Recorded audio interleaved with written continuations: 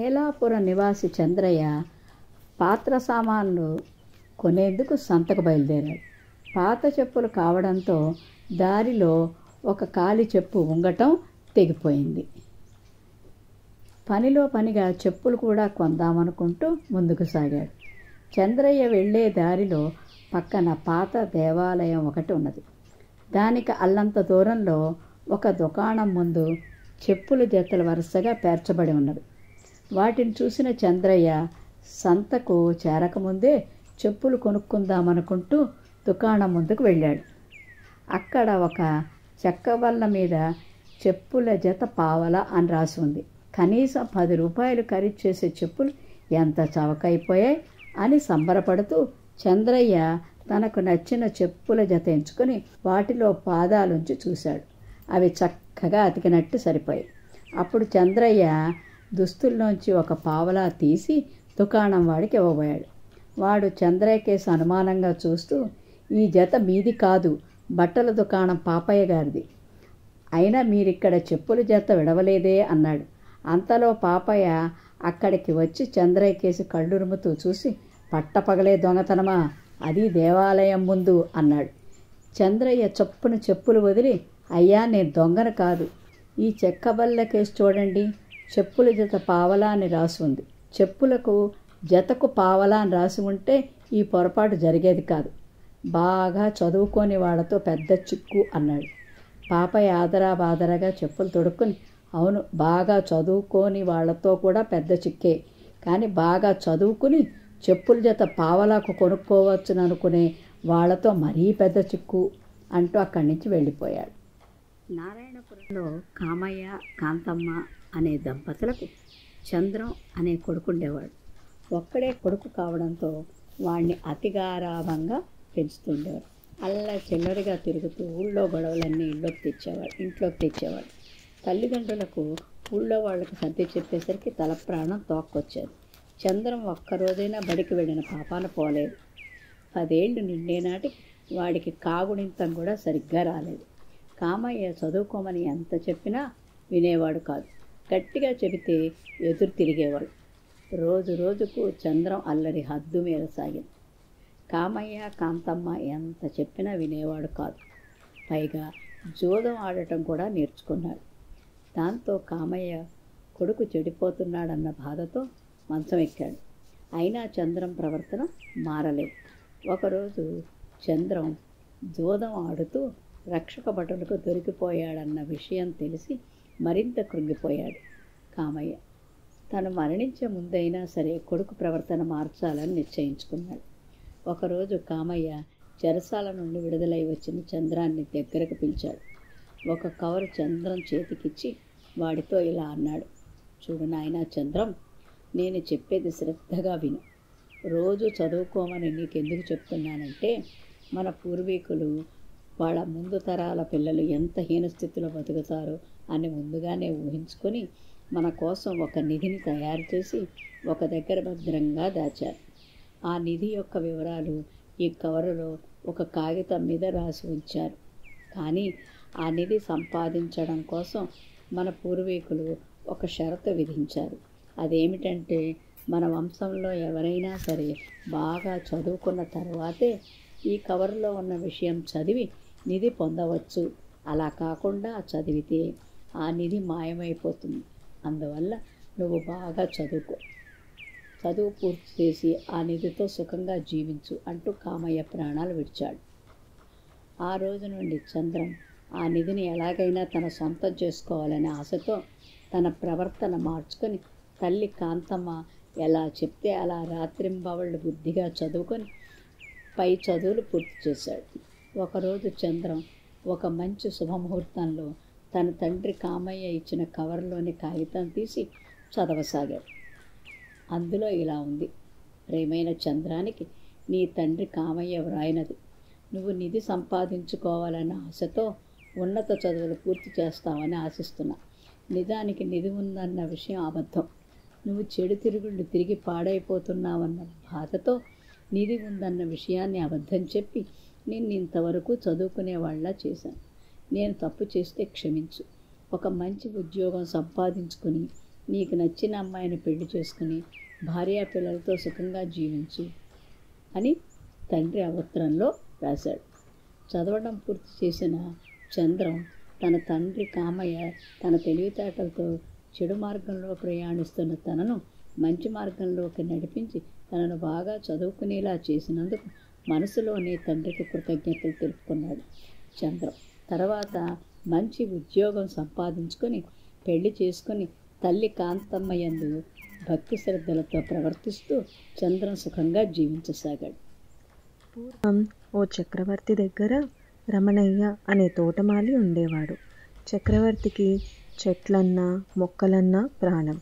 తన ఉద్యానవనాన్ని చక్కగా చూసుకుంటున్న రమణయ్య అన్నా ఎంతో ఇష్టం.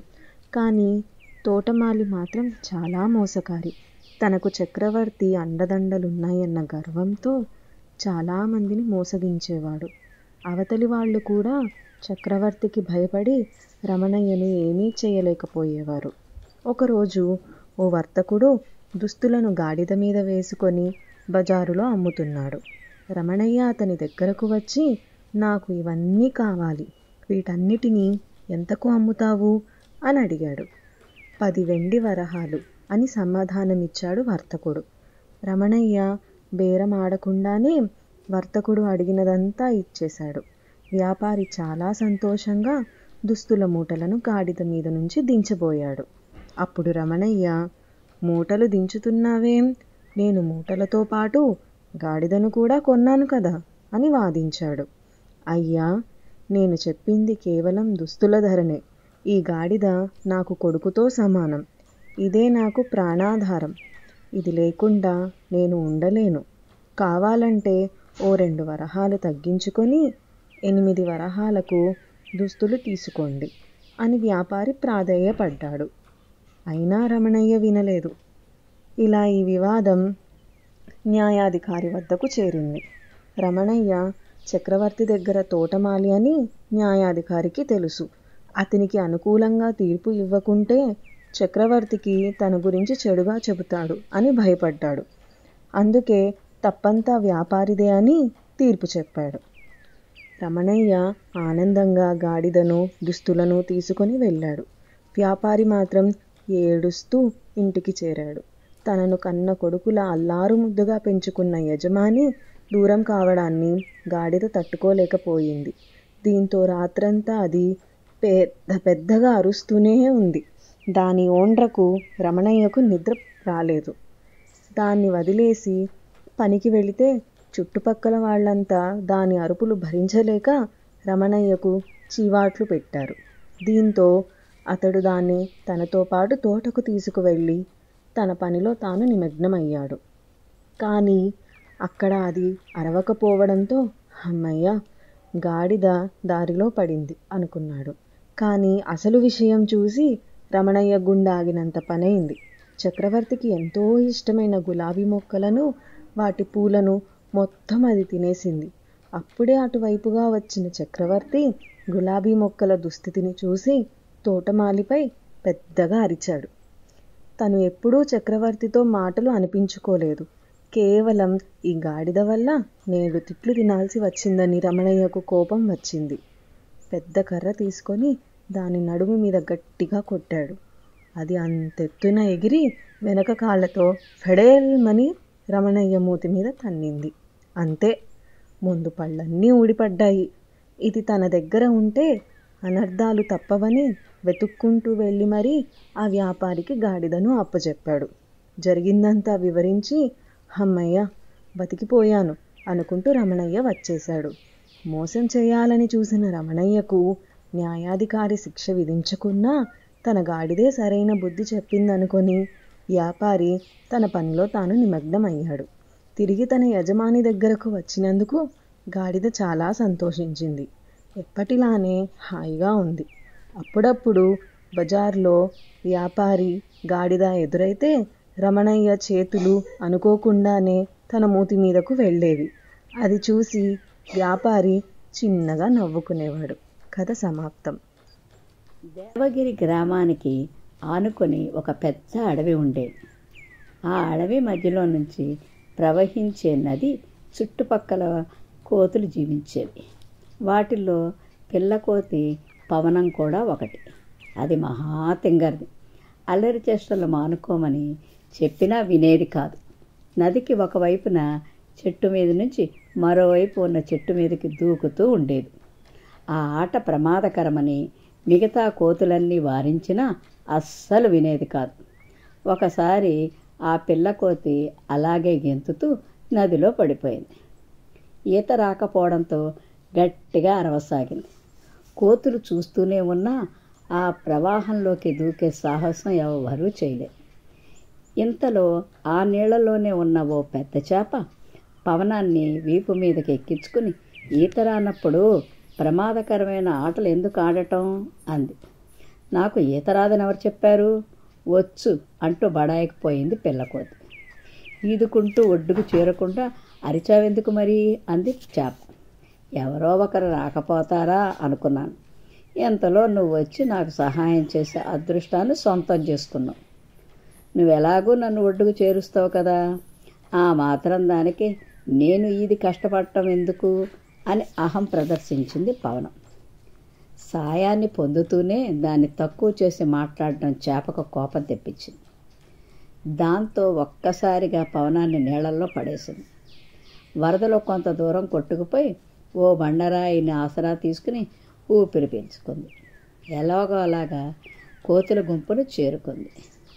అహంకారంతో ఈత వచ్చినట్లు చెప్పి నా ప్రాణం మీదకు తెచ్చుకున్నాను. ఇప్పటి నుంచి మీ మాట వింటూ బుద్ధిగా ఉంటాను అంటూ తలదించుకుంది పిల్లకోతి పవనం. నందనవనంలో రకరకాల జంతువులు నివసించేవి. ఆ అడవికి సింహం మృగరాజుగా ఉండేది. బాధ్యతలు మర్చిపోయి ఇష్టం వచ్చినట్లుగా జంతువులను వేటాడేది. ఎప్పటిలాగే ఒకరోజు జంతువులను వేటాడటానికి బయలుదేరింది.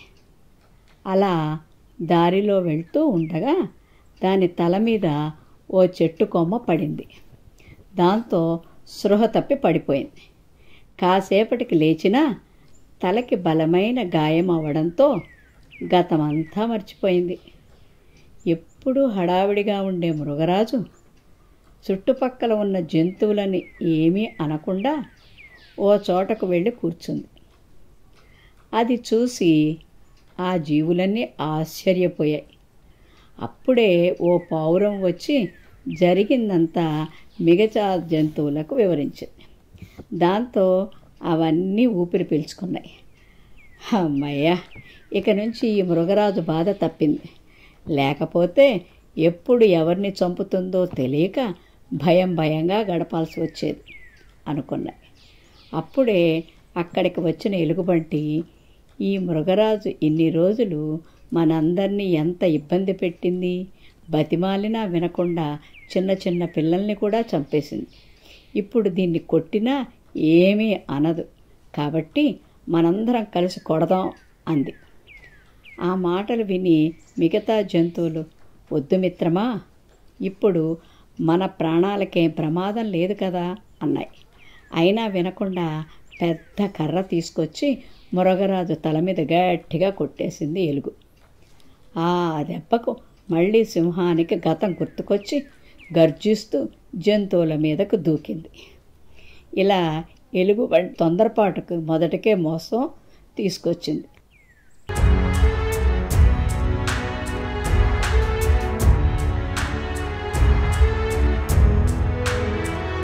మీరు మరిన్ని వీడియోలు చూడాలంటే మన ఛానల్ను సబ్స్క్రైబ్ చేయండి. పక్కనున్న బెల్ ఐకాన్ని ప్రెస్ చేయండి.